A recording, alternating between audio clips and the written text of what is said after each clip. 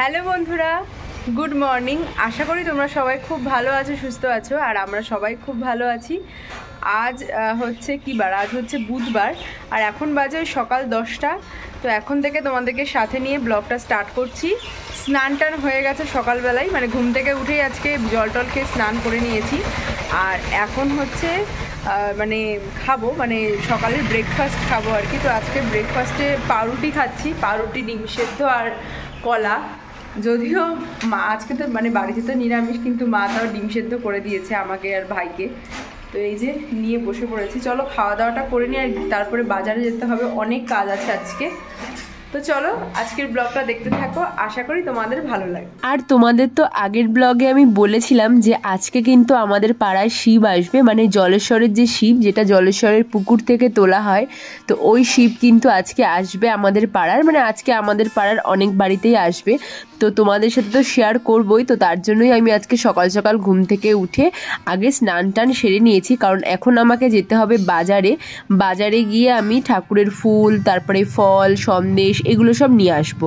তো দেখো খাওয়া দাওয়া করে চলে এসেছি বাজারে, আর বাজারে এসে দেখি প্রত্যেকটা গলিগুলিতে এরকম কি কাদা কাদা মাটি থেকে উঠছে, মানে মাটি থেকে বলতে এখন তো প্রত্যেকটা রাস্তায় পাইপ বসাচ্ছে, তো পাইপ বসাতে গিয়ে, মাটি খুঁড়তে গিয়ে এগুলো আর কি ভেতর থেকে আর কি উঠে আসছে। তো সেগুলোই মানে পুরো সারা গলিতে ঢুকিয়ে দিচ্ছে আর কি, সব মানে বাজারের সব গলিতে। আর তোমাদেরকে একটা ভিডিওতে বলেছিলাম যে বাবার দোকানে কাজ চলছে, তো কাজটা কমপ্লিট হয়ে গেছে, এখনও কাজ চলছে, টুকটাক কাজ এখনও কমপ্লিট হয়নি, এখনও চলছে। এই যে মিস্ত্রি দাদা কাজ করছে, ওপরটা অনেকটা বাড়িয়েছে, দেখতেই পারলে, মানে অনেকটা বাড়িয়েছে, সিঁড়ি করে ওপরে ওঠা যাবে, ওপরেও মাল রাখা যাবে, তো এরকম সিস্টেম বাবা আর কি করেছে। আর এখানে দেখো সেই কাদা জলগুলো একদম দোকানের সামনে দিয়ে বয়ে যাচ্ছে, আমি জানি না কি করে বাড়ি যাব। তো চলে এসেছি বাড়িতে, আর বাজারে প্রচণ্ড ভিড়, যেহেতু পয়লা বৈশাখ, তার মধ্যে মানে দোকানে কাজ হচ্ছে, তারপরে তোমাদের তো দেখালামই রাস্তায় কাজ হচ্ছে, সে প্রচুর ভিড়, যার জন্য কোনো ভিডিও করতে পারি না। আর রোদ না, ভীষণ কষ্ট হচ্ছে। আর এখানে দেখো ঠাকুরের ফুল, ফল, তারপরে সন্দেশ, ধূপকাঠি, মোমবাতি, তারপরে মেটে সিঁদুর সব নিয়ে এসেছি, যেহেতু আজকে আমাদের শিব আসবে, তো সেই জন্য সমস্ত নিয়ে এসেছি এগুলো। আর শিব তো আর কিছুক্ষণ পরেই আসবে, মানে আর 2 ঘন্টার মধ্যে চলে আসবে, মানে 2টোর সময় টাইম আমাদের পাড়ায় ঢোকার, তো সেরকম সময় চলে আসবে। তো সব কিছু নিয়ে আসলাম, মা স্নান করছে। আর আজকে তো তোমাদের বললামই পুজোটা আমি দিইনি, মা যেহেতু উপোস করেছে, দাঁড়াও এগুলো রেখে নিই, মা যেহেতু উপোস করেছে ওর জন্য মাই পুজোটা দেবে। তো আমি এখন একটু দোকানে যাব, কারণ দোকানে একজন আসবে, তো কিছু শাড়ি দেওয়ার রয়েছে, এছাড়াও বিকেলেও প্রচুর কাজ আছে, শাড়ি ডেলিভারি করতে হবে, মানে আজকে আমার পুরো ব্যস্ত রুটিন যাকে বলে। তো চলো ব্লগটা দেখতে থাকো। আর দাঁড়াও, মার জন্য একটা ব্লাউজ এনেছি, তোমাদেরকে দেখাই। প্রিন্টেড ব্লাউজ ভালো পাইনি, তো সেই জন্য এমনি একটা নর্মাল ব্লাউজ নিয়ে এসেছি। এই যে একটা নর্মাল লাল রঙের ব্লাউজ নিয়ে এসেছি, প্রিন্টেড ব্লাউজ পাইনি বলে, মানে পাইনি বলতে ছিল, কিন্তু আমার পছন্দ হয়নি। দাঁড়া তোমাদেরকে দেখাই। এই দেখো ব্লাউজটা মার জন্য এনেছি, এটা ওই কটন সিল্কের হয় না, একটু গ্লেজি কাপড়, তো ওই কাপড়ের মধ্যেই আর কি নিয়ে এসেছি লাল রঙের, যেহেতু মা লাল সাদা একটা শাড়ি পরবে, তো সেই জন্য লাল রঙের ব্লাউজই আনতে বলেছিল। প্রথমে বলেছিল একটু প্রিন্ট আনতে, তো বললামই আমার পছন্দ হয়নি বলে এটাই নিয়ে এসেছি। আর এখানে দেখো খেতে বসে পড়েছি, আর আজকে মেনুতে তো সম্পূর্ণ নিরামিষ। কী কী আছে তোমাদেরকে বলি। নিরামিষ তরকারি, চিচিঙ্গা দিয়ে উচ্ছে ভাজা, সোয়াবিনের তরকারি, আর এখানে শসা, লেবু তো আছেই। তো এগুলো তো আমি এখন প্রতিদিনই খাই, শসা তো এখন প্রতিদিনই খাবারের সাথে খাচ্ছি।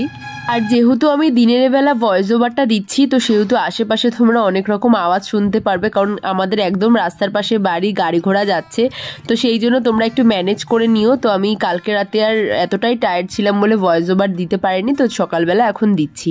তো খাওয়া দাওয়া করে এখন চলে যাব নিচে, কারণ শিব আসবে যেহেতু। তো এইবার আমরা সবাই নিচে চলে এসেছি, এবার শিব আসছে, আওয়াজ হচ্ছে, থাক না, ওই জায়গাটা জল দেওয়ারই দরকার, ধুলো না, আওয়াজ হচ্ছে, এবার চলে এসছে। বাবা কি রোদ, এক্ষুনি আসবে ঠাকুর, আওয়াজ হচ্ছে। এই যে ওইখানে ওই জায়গাটায় নেবে। এইখানে দেখো মৌদিদিদের উঠানে ব্যবস্থা করা হয়েছে, কারণ আমাদের বাড়িতে না আসে না, মানে এই শিব সবার বাড়িতে আসে না।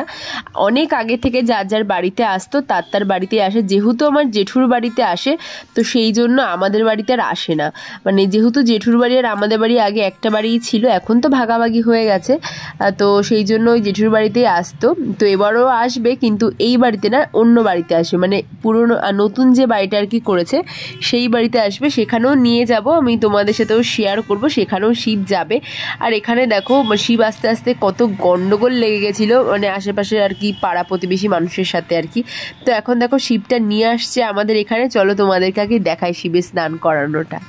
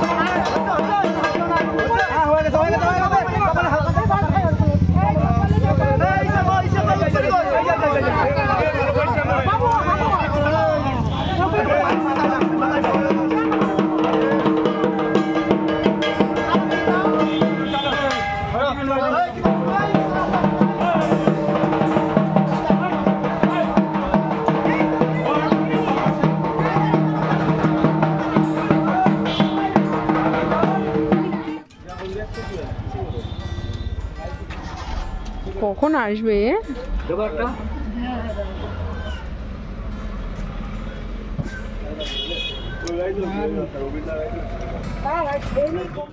এখনো হচ্ছে ঠাকুর আমাদের পাড়ার থেকে বেরোয়নি, কোন দিকে চলে গেছে বুঝতেই পারছি না। আর তার মধ্যে আজকে ভীষণ গন্ডগোল হয়েছে আমাদের এই পাড়ার সাথে ওই আমকোলা পাড়ার, মানে এটাও আমকোলা ওটাও আমকোলা, কিন্তু তার মানে আমাদের গ্রাম আর তার পরের গ্রামের সাথে লোকজন আর কি খুব মানে গন্ডগোল ঝামেলা হয়েছে, যার জন্য না মানে ভীষণ বাজে একটা ব্যাপার হয়ে গেছে। আসলে কি বলতো, এই ঠাকুরগুলো যখন আনে মানে কি এত তাড়াহুড়ো করে, আর ওরা না রাখতেই চায় না, মানে জাস্ট রাখে আর তুলে নেয়, মানে এরকম করে। তো সেই জন্য অনেকের বাড়িতে খুব বেশি সময় রাখেনি, কোলে দেয়নি, মাথায় ঠেকায়নি ঠাকুর, তো এই নিয়ে গন্ডগোল। আরও কী কী কারণ নিয়ে গন্ডগোল হয়েছে আমি সঠিক শুনিনি, গন্ডগোলটা হচ্ছে সেটা দেখলাম। এখনও ঠাকুর বেরোয়নি। আর দেখো এদের উপোস করে বিশাল কষ্ট হয়ে গেছে, বিশেষ করে দিদির মুখ শুকিয়ে গেছে পেটে কামড়ে। হ্যাঁ, তাহলে বাড়ি গিয়ে খাওয়া দাওয়া করে নেই। হ্যাঁ, দেখি এদের বাড়িতে যাবো, অর্ঘ্যদের বাড়িতে আমি যাবো। এইবার শিব হচ্ছে যাচ্ছে আমার জেঠুর বাড়ির দিকে। তো চলো আমি তোমাদেরকে শেয়ার করি, মানে জেঠুর যে নতুন বাড়ি হয়েছে, তো সেখানে তোমাদের সাথে আগেও আমি ভিডিওতে শেয়ার করেছি যে আমার জেঠুদের নতুন বাড়িটা। তো এবার আমি তোমাদেরকে বলি, এই শিবটা হচ্ছে জলেশ্বরের যে সামনে যে পুকুর, যারা অনেকেই তোমরা জানো, আবার অনেকেই জানো না। যারা জানো না আমি বলবো তোমরা ফেসবুকে কিংবা তোমরা ইউটিউবে কিংবা তোমরা গুগলে সার্চ করে জলেশ্বর মন্দিরটা দেখতে পারো। ভীষণ জাগ্রত একটা মন্দির, তার সামনে একটা পুকুর আছে, ওই পুকুর থেকে কিন্তু এই শিবের পাথরটা তোলা হয়। এটা কিন্তু চৈত্র মাসে 3য় সোমবার তোলা হয়, আর হচ্ছে মানে পয়লা বৈশাখের দিন জলে দিয়ে দেওয়া হয়। আর সারা বছর খুঁজলে কিন্তু এই পাথরটাকে পাওয়া যায় না, শুধুমাত্র চৈত্র মাসে যে 3য় সোমবার সন্ন্যাসীরা তোলে তখনই কিন্তু এই শিব ঠাকুরের যেই পাথরটা পাওয়া যায়। তো এটাকে সব বাড়িতে সব আমাদের এখানে সমস্ত গ্রামে, কাছাকাছি সমস্ত গ্রামে ঘোরায়, এবং প্রত্যেকটা বাড়ির মানুষ এই শিব ঠাকুরের মধ্যে আর কি জল টল ঢালে, পুজো করে। তো এইভাবেই সবার বাড়িতে আর কি ঘোরে। তোমরা চাইলে আমি তোমাদেরকে বললাম ইউটিউবে কিংবা ফেসবুকে কিংবা গুগলে সার্চ করে দেখে নিতে পারো।